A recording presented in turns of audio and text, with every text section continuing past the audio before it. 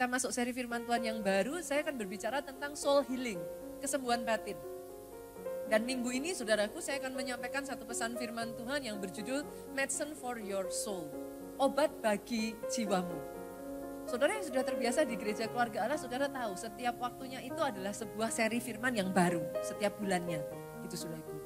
Nah bulan ini kita akan berbicara tentang obat bagi jiwa, kesembuhan bagi jiwa. Bicara tentang obat, saudaraku. Bicara tentang kesembuhan. Seringkali akan selalu diidentikan dengan kesembuhan secara fisik. Kalau ada di antara saudara, bahkan ketika saudara datang hari ini dan saudara berkata, Pastor, yes, please pray for me. Saya membutuhkan mujizat di dalam kesembuhan buat tubuh saya. We will, saudaraku. Kita akan berdoa untuk itu. Tetapi jangan salah, saudara. Ada sangat banyak orang yang saya lihat hari-hari ini. Jiwamu sedang tidak baik-baik saja. Ada sangat banyak orang, apalagi pasca pandemi ini ya saudaraku, yang saya melihat. Ada banyak orang yang butuh kesembuhan buat jiwanya.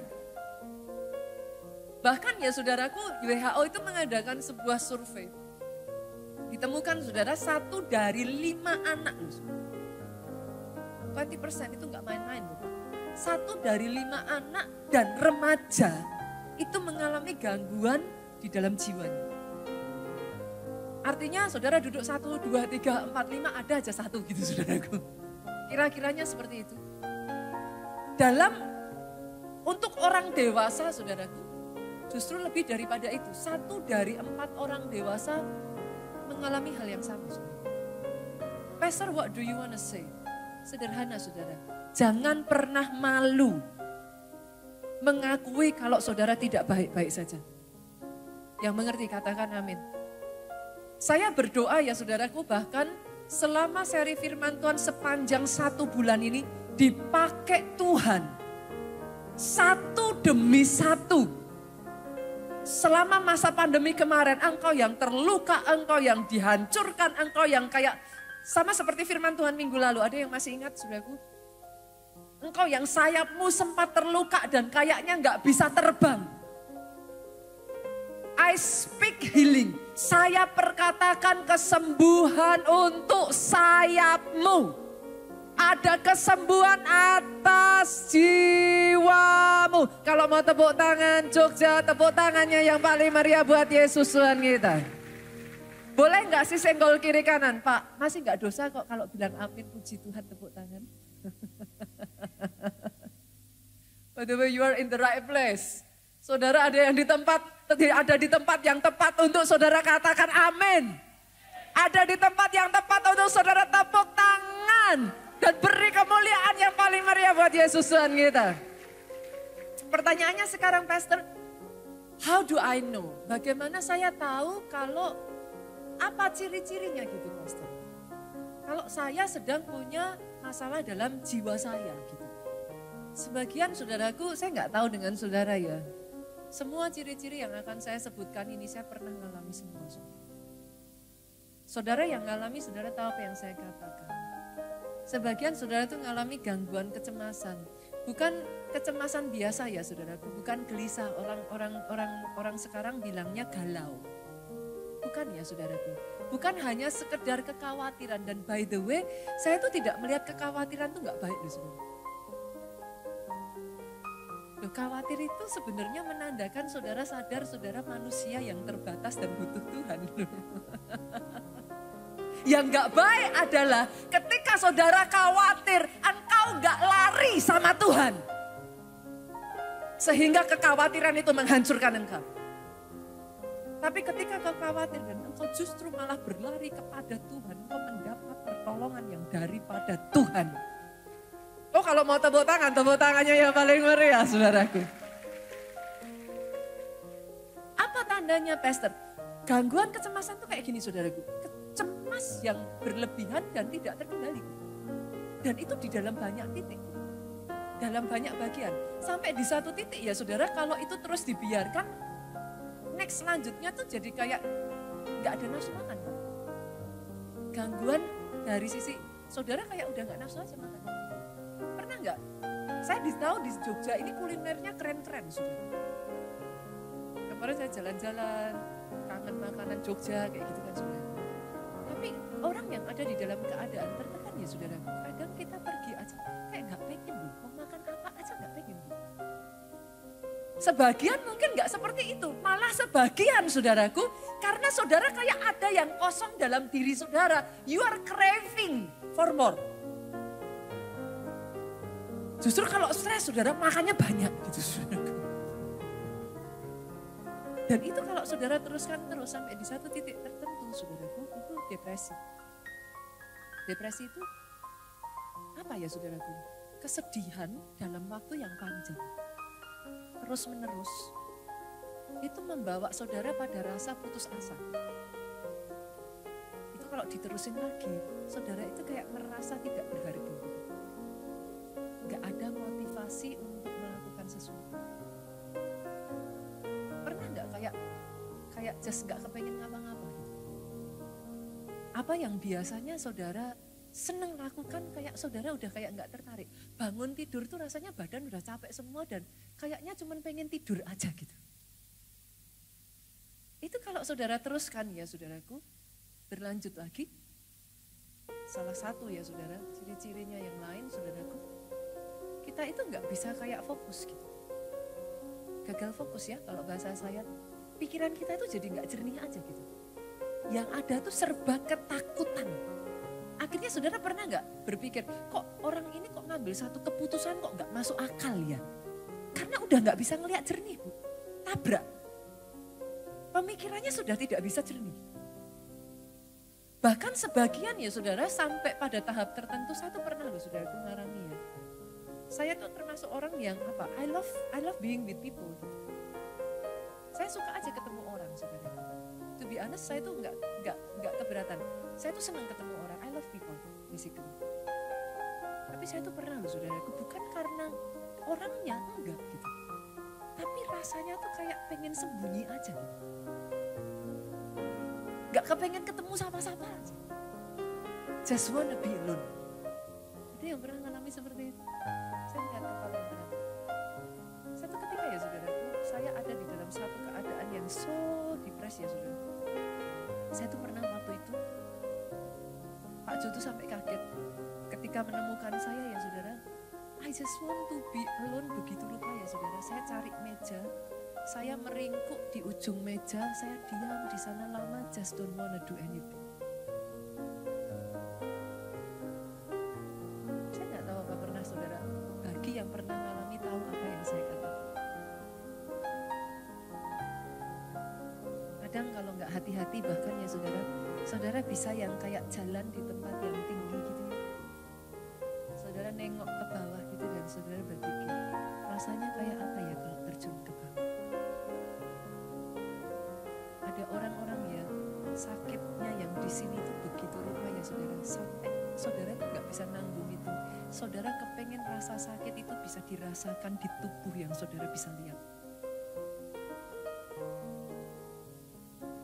Kalau ada di antara saudara, if you are here, kalau saudara ngalami apa yang saya katakan, izinkan saya mengatakan ini, please jangan diabaikan.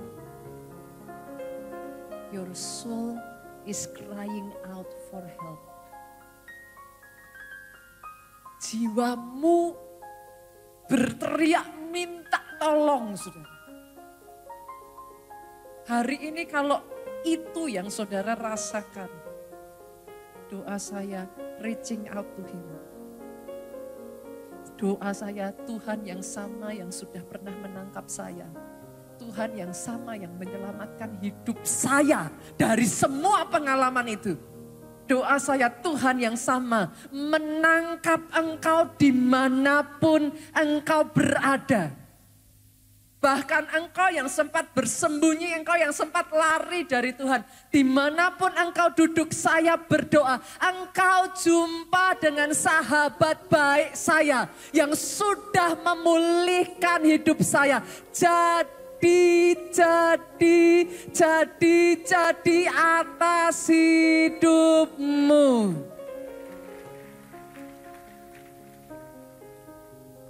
Pastor, what should I do? Kalau itu yang saya alami, apa yang harus saya lakukan? Saya akan bagikan 4 poin, saudaraku. Itu sebabnya diberi judul Medicine for your soul, obat bagi jiwamu. Kalau itu yang kau alami yang pertama, saudara, boleh gak sih? Yuk beranikan diri, jujur pada dirimu sendiri. Kadang gak segampang itu loh Bu, ngomong saya tidak baik-baik saja, Pastor. Berapa banyak orang yang saya temui selalu ngomongnya gini, gak apa-apa Pastor, saya bisa kok, saya oke kok, gak apa-apa kok Pastor. Why is it so hard to be honest to yourself? Apa sesusah itu untuk jujur pada diri kita sendiri? Pastor, why should I be honest? Kenapa saya harus jujur, Pastor? Dengar ini saudaraku, keterbukaan awal dari pemulihan. Kalau saudara merasa nggak perlu ditolong, saudara nggak bisa ditolong. Sampai di satu titik saudara ngomong, yes Pastor I need help. Then the journey begin. Kabar baiknya buat saudara ya saudara. Saya ingin katakan ini buat saudara.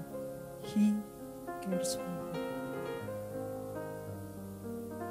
Tuhan yang saudara dan saya sembah. Dia peduli pada saudara. Dan boleh nggak saya katakan pada saudara, you are not alone. Saudara nggak sendirian. Ada banyak tokoh-tokoh hebat di dalam Alkitab yang ngalami apa yang sedang saudara alami. And it's okay, you don't have to be perfect. Dalam hal ini ya saudaraku, saya nggak pernah menyembunyikan. Saya katakan kepada saudara, your pastor is not perfect. Pendeta saudara bukan superhero. Tapi yes, saya akan terus bertumbuh dan saya tidak akan pernah menyerah. Banyak tokoh-tokoh dalam Alkitab saudara, kita buka yuk, kita lihat yuk. Ayub pasalnya yang ke-7. Ayub itu sampai ngomong gini saudara, ayatnya yang ke-11. Oleh sebab itu aku pun tidak akan menahan mulut. Kadang ada orang tuh yang sampai gini loh saudara, sampai ditutup mulutnya kayak malam hari mau teriak aja kayak gak berani untuk teriak. Saya bongkar satu-satu boleh hari ini saudaraku? Meninggalkan bulan April ini kita semua dilepaskan. Amin. Sayap itu dipulihkan yuk. Karena yang saya percaya ya saudara, masing-masing dari saudara Tuhan ciptakan dengan potensi yang besar. Ada rencana Tuhan yang besar atas kehidupan saudara. Saya tidak sabar menantikan melihat seperti apa ketika saudara dalam full potensial itu dipakai Tuhan di bidang saudara. I cannot wait to see. Karena saya tahu di tempat ini ada orang-orang hebat. Orang-orang dengan talenta-talenta yang dahsyat. You just do not notice it. Saudara hanya nggak sadar aja. Saudara kadang-kala memandang dirimu rendah.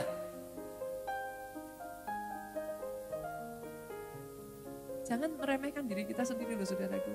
Karena di dalam darahmu mengalir darah. Leluhur saudara itu ya saudara, orang-orang yang sudah mengalahkan raksasa. Saya nggak tahu dengan saudara, but I believe kita ini keturunan Abraham yang mengerti, katakan amin.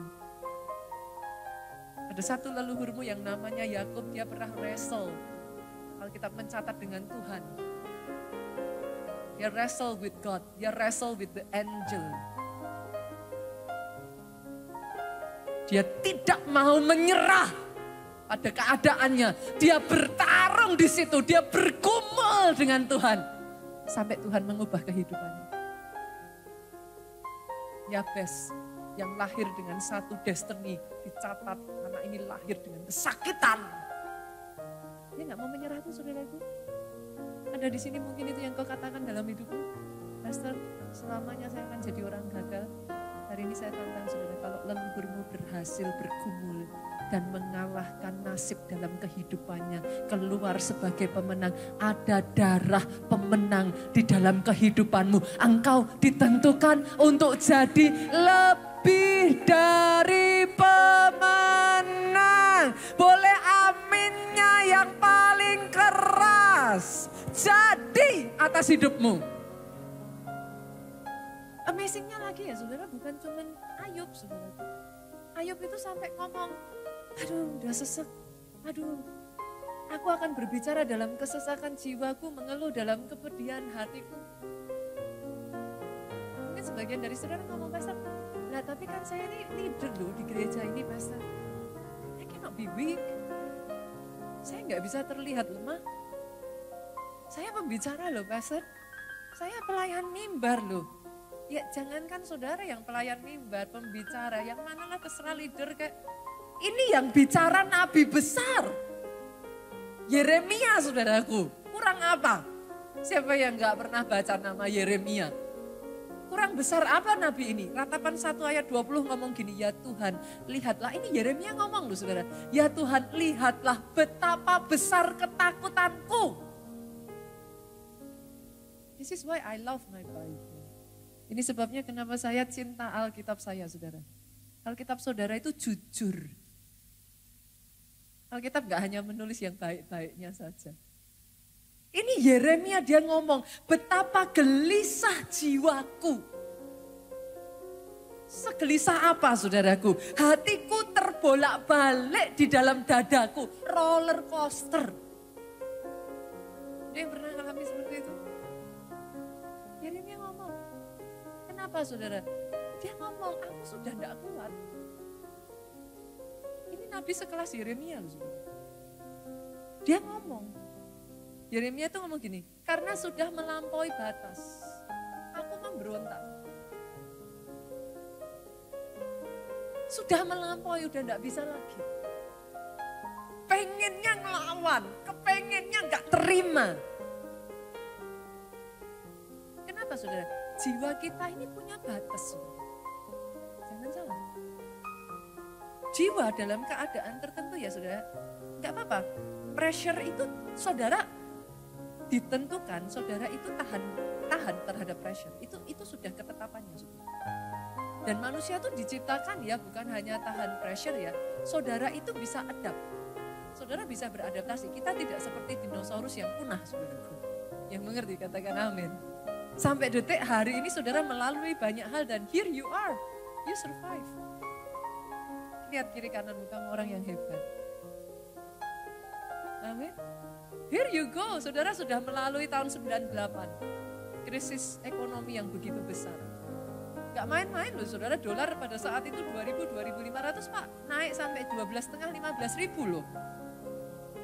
But here you are. Amazing ya saudaraku. Yeremia tuh ya saudaraku sampai di batas tertentu. Kita tuh kalau mengalami pressure di daging, di jiwa ini ya saudaraku. Yeremia, kenapa sampai dia ngomong, aku sudah gak kuat, udah mau memberontak. Kenapa saudara? Lihat ini, dia ngomong saudara. Karena sudah melampaui batas, aku memberontak. Di luar, ini yang dilihat Yeremia tuh ini. Di luar, keturunanku dibinasakan oleh pedang. Ada di sini yang selama masa pandemi kemarin, maaf saudaraku, kehilangan orang yang saudara cintai. Manusia itu ya saudara dalam batas tertentu ketika mengalami peristiwa-peristiwa yang cukup traumatis dalam kehidupannya, dia bisa berubah. Kadang perubahannya bisa 180 derajat. Saudara mungkin pernah kehilangan orang yang saudara kasih. Yeremia ngeliat orang yang dia kasih di depan matanya ditebas pedang. Itu traumatisnya seperti apa saudara? Dan dia ngomong, Yeremia tuh ngerasa sudah kayak terjebak, gak bisa apa-apa saudaraku. Dia ngomong yang di luar dia ngeliat dibinasakan pedang. Di dalam rumah oleh penyakit sampar. Ini momen dimana saudara tuh kadang tanya sama Tuhan gini, Tuhan aku tuh salah apa toh? Pernah ngalami gitu? Aku salah apa gitu? Kok rasanya ini salah, itu salah, Tuhan di mana? Apa Tuhan itu masih ada? Apa Tuhan itu masih bersama aku? Kenapa kok diizinkan? Dan yang ngalami seperti ini bukan cuma Yeremia saudara. Saya kasih tambahan lagi ya, Tuhan Yesus juga ngalami. Markus yuk kita buka ayatnya yang pasalnya yang ke-14 ayat 33 sampai 34. Yesus tuh sampai gini, Ia membawa Petrus, Yakobus, Yohanes sertanya. Yesus tuh sampai nggak mau sendirian. Dia minta ditemani. Ia sangat takut dan gentar. Ini siapa saudara? Ini Yesus. Lalu katanya besar, kata Yesus kepada mereka, hatiku sangat sedih, seperti mau mati rasanya. Tinggallah di sini berjaga-jagalah. Ini we're talking about Jesus. Pastor, what do you want to say? You are not alone. Kalau Ayub mengalami, Yeremia mengalami, Tuhan Yesus mengalami, dengar. Ketika engkau justru membuka dirimu, engkau memberikan jalan buat Tuhan bekerja dalam hidupmu. Jangan malu saudara, itu bukan sesuatu yang memalukan kok. Gak peduli saudara itu dari orang kaya kah, apakah miskin kah, dia tuh gak mengenal itu semua saudara. Apakah saudara dari orang yang well educated, berpendidikan tinggi, apakah pendidikan saudara biasa, saudara besar, kecil, tua, muda, dari latar belakang apapun itu enggak efek saudara. Satu titik, setiap kita akan berurusan dengan jiwa kita. Doa saya, di momen itu, do not hide. Buka, belajar untuk terbuka. Tapi terbukanya juga jangan ngawur ya saudara. Pastor bilang terbuka. Oke, mulai sekarang saya akan melupakan masa lalu saya. Saya ceritakan sama semua orang. Gak gitu juga kali saudaraku. Yang ada saudara malah jadi bahan gosip. Terus gimana pastor? Pastornya sih katanya suruh terbuka. Sekarang saya terbuka salah gitu kan. Terbuka pada orang yang tepat. Itu sebabnya para pelayan Tuhan, halo, para leader KKS boleh lambai-lambaikan tangan di tempat ini. Halo saudara, kalau ada orang yang cerita kepada saudara senggol kiri kanannya, jangan ember.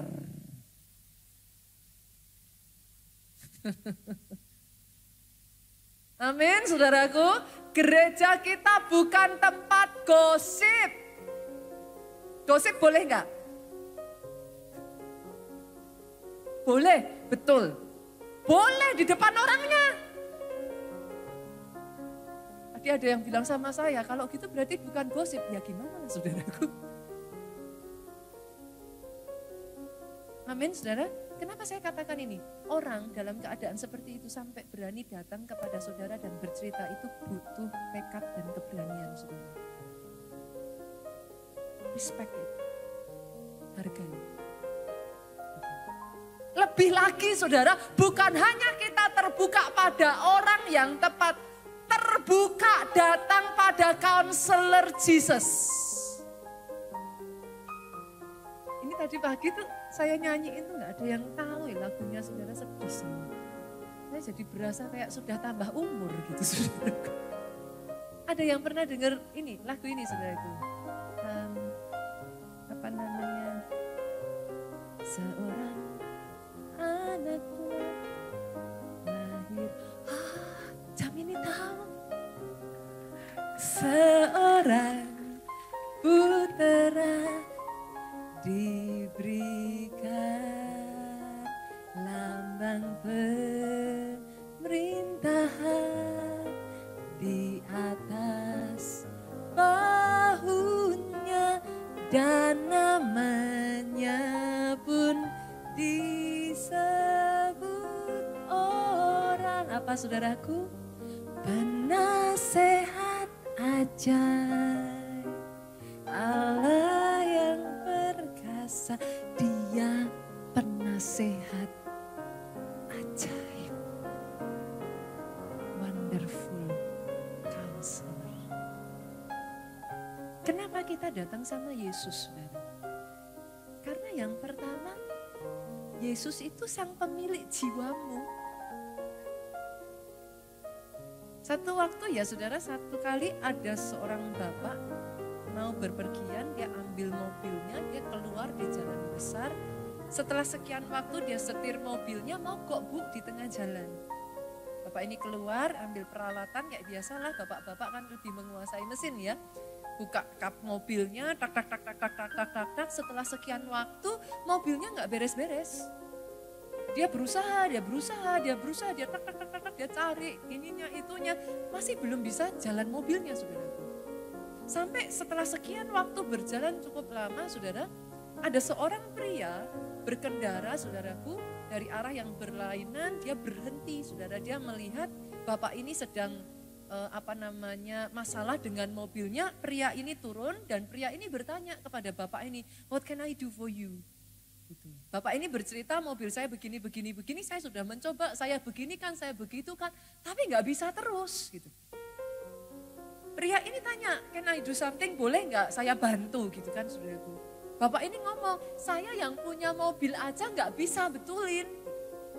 Kalau kamu bisa ya," kalau orang Jawa mangga gitu, saudaraku. "Boleh, silakan." Puji Tuhan. Akhirnya saudaraku, pria ini kembali ke mobilnya, dia ambil peralatan, dia kembali. Nggak butuh waktu lama, tak, selesai. Beres mobilnya. Bapak ini bingung. Lah, saya aja yang punya mobil, memperbaiki mobil ini nggak bisa. Kok kamu cepat sekali, kamu hebat. Bapak ini jabat tangan pria ini, dia ngomong thank you. Pria ini terima jabatan tangan bapak ini, ngomong sama-sama. Perkenalkan, nama saya Henry Ford, saya yang membuat mobil Anda.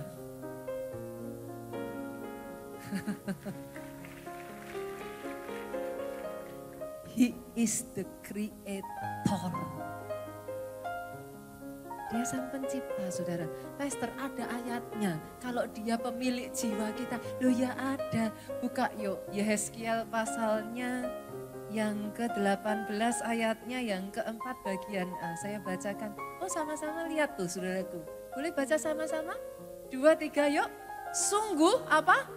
Semua jiwa aku punya. A-nya besar atau kecil? Tuhan itu punya semua jiwa, saudara. Dia pemilik jiwa kita. Bahkan di sini dikatakan baik jiwa ayah maupun jiwa anak, aku punya. Gak yang besar, gak yang kecil. Jiwa kita ada yang punya.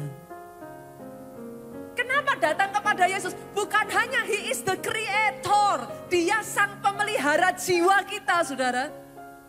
Loh, sekarang saya tanya ya, Bapak Ibu di sini yang punya mobil nih, saya mau tanya. Mobilnya setiap sekian bulan sekali diservis enggak? Nah loh, kan lihat kiri kanan. Coba ngomong sampingnya, apalagi kita. Dan setuju enggak dengan saya, saudaraku? Servis terbaik adalah servis ke bengkel resminya. Yang ngerti katakan amin. Boleh nggak atau saudara jiwanya ini diservis ke bengkel resminya, saudara? Halo. Dia sang empunya jiwa dan pemelihara jiwa kita. Ayatnya mana? Ada, saudara. Kita buka ayo. 1 Petrus 2 ayat 25. Sebab dari dahulu kamu sesat seperti domba. Kita ini kan domba, saudara. Diibaratkan seperti domba. Alkitab tuh ngomong, kamu suka sesat kayak domba. Domba itu kadang sukanya lost, saudara. Loh, domba itu lucu loh, saudara. Domba itu kadang ya bisa tersesat tuh, saudaraku. Masuk jurang sendiri. Loh ya beneran. Domba itu bisa begitu. Masuk jurang sendiri, saudara. Kadang-kala dalam kehidupan kita, di dalam keterbatasan kita, kita lost. Kita tersesat. Kenapa khawatir itu penting, saudara? Kenapa rasa sakit itu penting? Itu signal. Belajar untuk mengerti signal-signal itu, jangan diabaikan. Tadi saya sudah sampaikan, khawatir itu adalah signal kita sadar kita tidak mampu. Kalau saudara masih merasa mampu, nggak akan ngerasa khawatir. Tapi karena sadar kita tidak mampu, kita butuh Tuhan. Kata pemelihara jiwa di sini ya saudara, kita baca lanjutannya tadi ya. Tetapi sekarang kamu telah kembali kepada gembala. Tadinya sesat, sekarang kembali kepada gembala. Siapa? Dan pemelihara jiwamu. Kata pemelihara jiwa di sini bahasa Inggrisnya itu nyenengin banget saudara. The guardian of your soul. Tahukah saudara di dalam semua masalah yang saudara alami, saudara itu gak sendirian. Ada the guardian of your soul. Penjaga jiwa itu menemani saudara, jangan abaikan dia.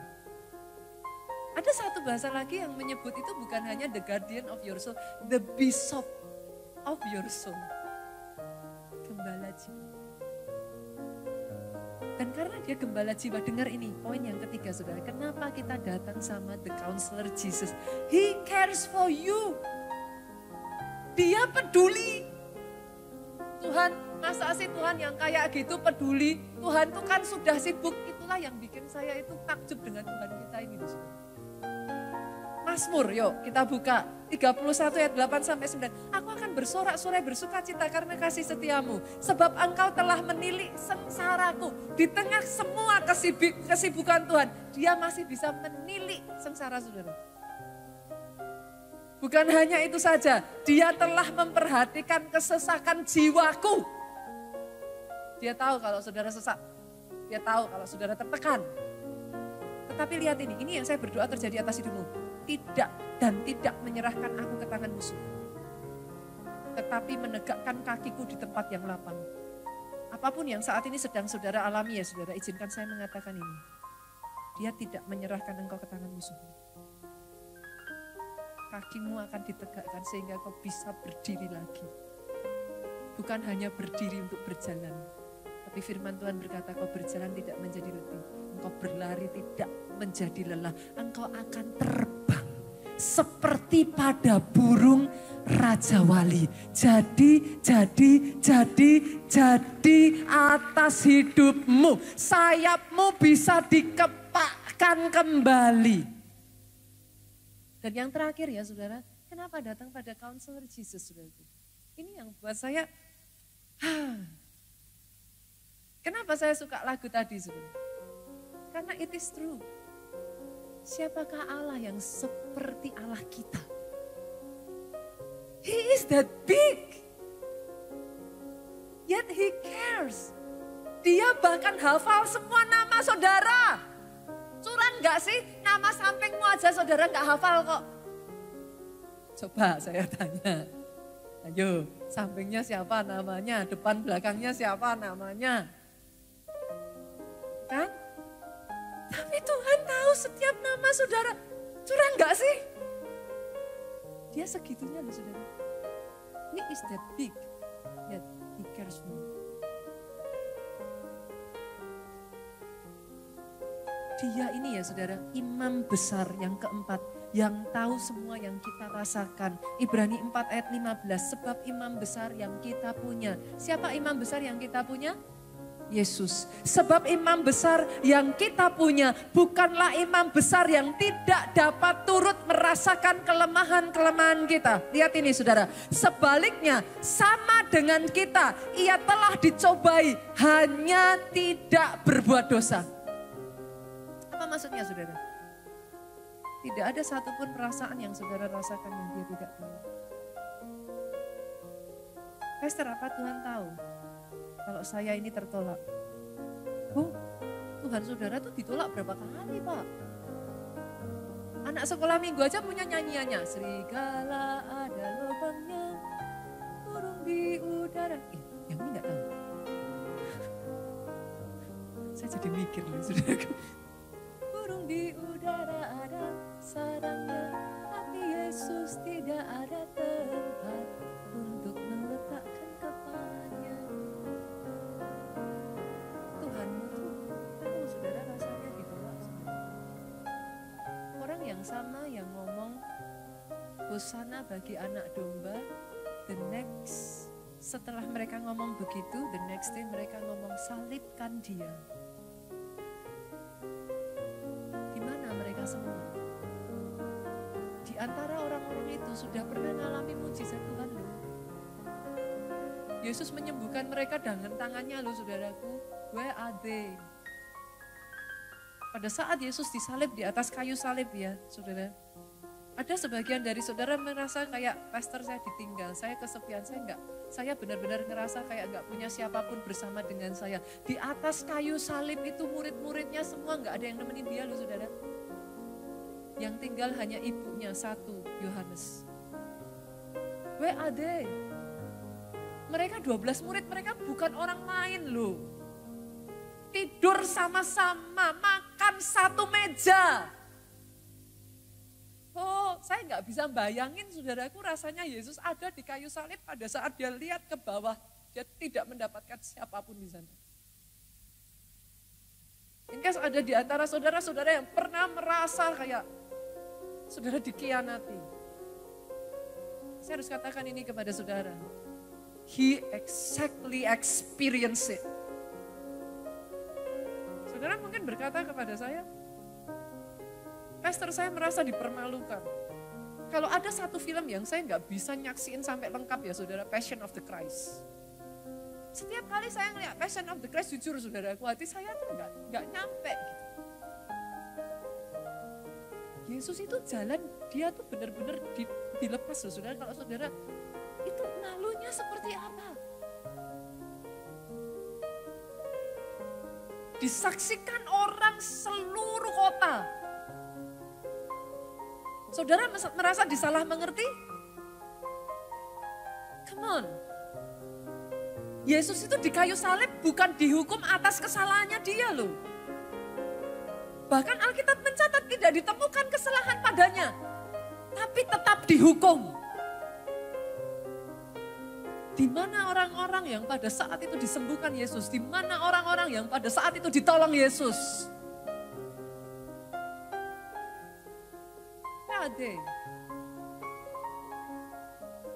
Dia tahu apa yang saudara rasakan. Bahkan dalam semuanya itu ya saudaraku, Inggris ada di antara saudara-saudara yang pernah ngerasa kayak putus asa, saudara udah gak kuat lagi. Yesus dalam menanggung semuanya itu dia khusus memberikan satu signature kepada saudara. Dia tidak menyerah, di sampai titik terakhirnya dia berkata, it is finished. Kenapa saudara? He wants to give you a message. Kalau aku bisa, kamu juga bisa. Maju lagi. Yesus ngomong sama saudara, aku sudah menyelesaikan sampai akhir. Bahkan semuanya tadi yang saya katakan, I bear it all. You can do it too. Datang pada counselor Jesus. Pastor, kalau saya mau datang sama Yesus, oke, saya tahu. Saya mau datang sama Yesus. Waktu saya datang sama Yesus, saya mesti gimana? Saya harus gimana? Kalau saya mengalami semua itu, saya berbeban bersama seperti yang Pastor ceritakan, saya mengalami semua gangguan itu semuanya. What should I do, Pastor? Yang ketiga, saudaraku, saya bukakan ayat ini. Filipi pasalnya yang keempat, ayatnya yang ke-6 sampai 7. Ayat ini ngomong seperti ini, janganlah hendaknya kamu khawatir tentang apapun juga. Boleh saya tanya, saudara? Kalau gitu kita boleh khawatir enggak? Hah? Nah, tadi ayatnya bilang janganlah kamu khawatir tentang apapun juga. Ayat ini ngomong seperti itu saudara, karena ayat ini tahu. Bukan boleh enggak boleh. Kamu akan khawatir anyway. Gitu. Oke saudaraku. Enggak usah boleh enggak boleh ya kita akan khawatir anyway. Tapi ayat ini ngomong pada saat kamu khawatir. Kenapa kok ayat ini bilang jangan khawatir? Karena ayat ini tahu pada saat kamu khawatir. Ayat ini ngomong seperti ini saudaraku. Nyatakanlah dalam segala hal keinginanmu kepada Allah dalam doa dan permohonan. Itulah gunanya doa, salah satunya ya saudaraku. Tapi masalahnya ayat ini ngomong suruh nyatain, suruh nuangin semuanya, suruh ngomong semuanya. Masalahnya senggol kiri kanan, Pak, lah kamu doa enggak? Nah kan, sukanya anak Tuhan yang gitu toh. Kalau khawatir terus gimana? BBI. tadi katanya pasang status. Galau. Aduh. Status tuh ya saudara dibuat menginjil aja. Oke? Status itu buat untuk memberitakan kabar baik. Amin. Status gak usah cerita-cerita yang di dalam. Gak usah dipakai nyindir-nyindir. Yang mengerti katakan amin. Lihat kiri kanan galau kok ditularin.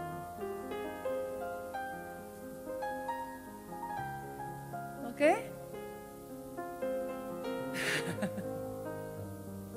Apa yang firman Tuhan katakan? Pada saat engkau khawatir, anyway kita tuh pasti akan pernah mengalami khawatir.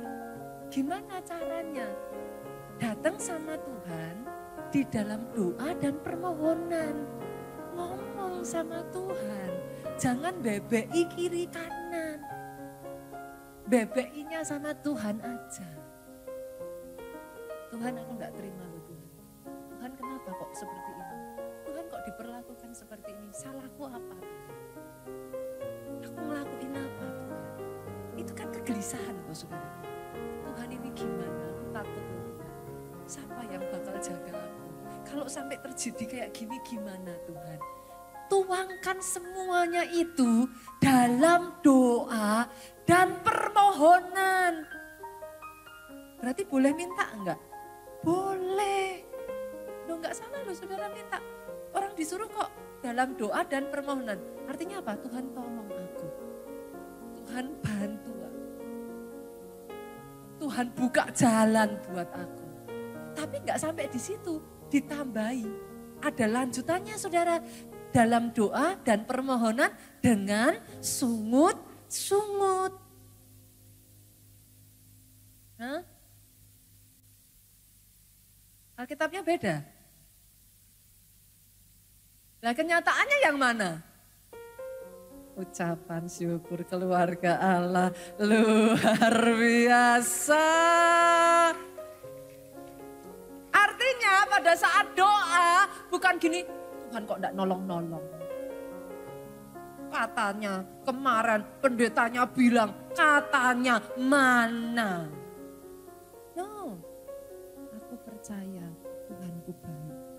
Dengan ucapan syukur kan, terima kasih Tuhan sekalipun diizinkan tidak dibiarkan sendiri.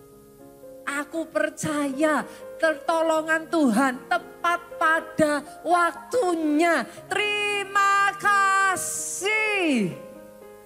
Kenapa? Kenapa kita harus lakukan itu? Kenapa kok nggak pakai sungut-sungut? Ini kan formula ya saudara. Formula ya. Oke? 1 tambah 1 sama dengan 2. Jangan diambil. Kalau formula itu kerjakan semuanya. A plus B plus C equals to kan gitu. Namanya juga formula. Jangan diambil salah satunya, nggak jadi. Sepakat? Nah, kalau formula tadi itu saudara lakukan, apa yang terjadi? Lihat ayat 7. Damai sejahtera Allah yang melampaui segala akal akan memelihara hati dan pikiranmu dalam Kristus Yesus.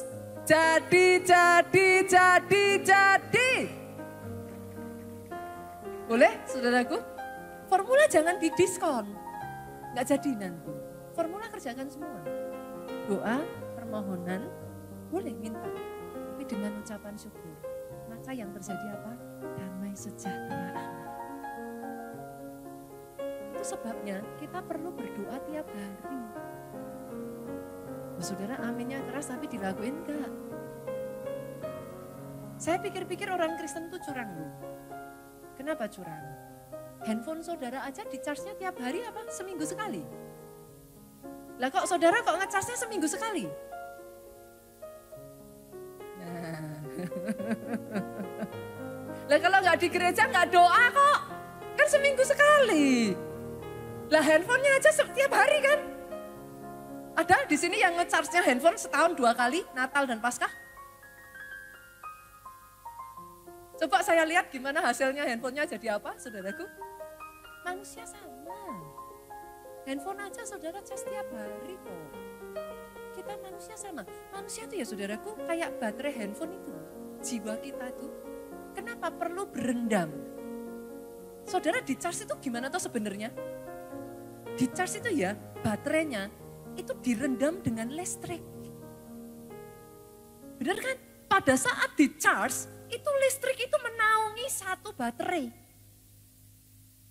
Baterainya yang tadinya udah lemah bangkit lagi. Saudara bisa main Instagram, sosmed. Kan? Saudara bisa pakai handphone itu dengan leluasa. Jiwa saudara juga sama loh. Tapi nggak pernah di charge. Itu sebabnya berendam dalam hadirat Tuhan, saudaraku. Dan percaya nggak percaya ya saudara? Di mana-mana jarang loh obat itu manis. Itu sebabnya ibu-ibu yang punya anak kecil, susah nggak suruh anaknya minum obat? Kenapa? Pahit. Tapi harus diminum nggak? Minum. Kalau mau manis, minum ice cream. Tambah pilek, saudara. Kan? Tapi harus minum obat. Pahit. Percaya nggak percaya, saudara? Ketika saudara ada di dalam keadaan yang drop, jiwamu itu troubling. Gak ada obat lain tuh saudara yang lebih manjur dari obat ini. Saya udah nyoba. Oh, buktikan perkataan saya. Saya pernah ya, waktu saya di Amerika, saya kuliah, saya drop, saya down sekali. Saya jauh dari orang tua, bahasa saya terbatas. Saya frustrasi. Lihat film saudaraku gak ngerti artinya, karena gak ada subtitlenya. Itu zaman dimana saya bahasa Inggris tuh, sehari-hari di sekolah juga kita bahasa Inggris tuh seberapa tahun, cuma berapa jam. Enggak seperti anak-anak zaman sekarang, sekolahnya berbahasa Inggrisnya rocos gitu. Zaman itu kita bahasa Inggris terbatas sekali. Saat saya drop ya saudara, jujur saudara, saat itu saya coba, saya berpikir, saya pasti happy kalau melakukan ini. Ibu tahu yang saya katakan, shopping. Saya shopping dari pagi sampai malam. Saya jalan-jalan, I buy whatever I want. Happy sih, tapi pulang happy-nya gak bertahan lama. Setelah itu saya coba, orang zaman sekarang bilangnya apa? Healing. Kan? Apa yang lagi tren pergi kemana saudara? Hah? Nanti sebentar lagi lebaran mau kemana? Ada yang ke Bali, ada yang kemana lagi? Kemana? Pulang kampung katanya. Ada yang kemana lagi saudaraku? Healing. Memang pada saat saudara pergi mungkin saudara happy. Tapi habis itu pulang. Gak berubah tuh Pak. Saudara mau tahu obat yang paling manjur apa? Mau tahu gak saudara? Hah? Beneran Pak? Nanti saya kasih tahu ini. Saudara coba perkataan saya ya, buktikan perkataan saya. Tapi saya ingatkan dulu, obat itu rasanya pahit. Oke, kalau manis, minum es krim. Pantengin terus ya saudara. Saudara mau tiduran kayak mau duduk kayak terserah. Pasang earphone, dengerin khotbah berjam-jam. Khotbah-khotbah yang saudara tahu itu membangkitkan roh. Enggak sembarang khotbah ya saudara. Setel khotbah-khotbah yang saudara tahu tema-tema yang membangkitkan roh. Setel itu, dengerin berjam-jam. Saya jamin. Nanti tiba-tiba ya roh saudara membaik. Masalahnya banyak yang bisa melakukan itu. Kenapa? Tiba-tiba waktu mau dengerin khotbah, dagingnya hidup. Kayak cacing kepanasan. Dibuka sih YouTube-nya. Tapi beralihnya ke drakor, saudara. Loh saya udah bilang loh, obat itu lain. Kalau drakor tuh kayaknya kursinya empuk loh saudara. Duduk itu lama. Tapi begitu disetel khotbah, jadi per sekarang. Rasanya pengen lari, rasanya udah kayak si kepanasan gitu loh saudara. Gitu. Kenapa saudara? That's what happened actually. Tahukah saudara seberapa kuat jiwa saudara? kuat roh saudara? Saya ulang ya saudara. Seberapa kuat jiwamu, sekuat rohmu. Kenapa tiap hari berdoa saudara? Jiwa kita ini tiap hari pasti ada hantaman. Masalah, kesalahpahaman sama pasangan. Belum kalau ada hutang piutang. Kan? Loh itu berat loh saudara. Berat. Saya tahu. Belum sakit penyakit vonis dokter. Belum masalah di pekerjaan. Belum suami lari. Belum anak gak beres. Belum dimarahin di pekerjaan. Itu on and on. Tadi kan saudara cas kan? Saya tanya, habis gak baterai saudara setelah di charge? Menurun kan? Menurun kan? Saudara gak bisa bilang sama handphone saudara tuh, kamu repotin. Bu sudah di charge sekali aja, habis itu seumur hidup bisa nyala. Gak bisa gitu kan saudara? Sama. Jiwa kita juga sama. Pernah ngerasain enggak dari gereja semangat Pak, pulang nanti dimarahin istri, lemes lagi. Pernah ngalami itu ya? Pernah ya? Kenapa?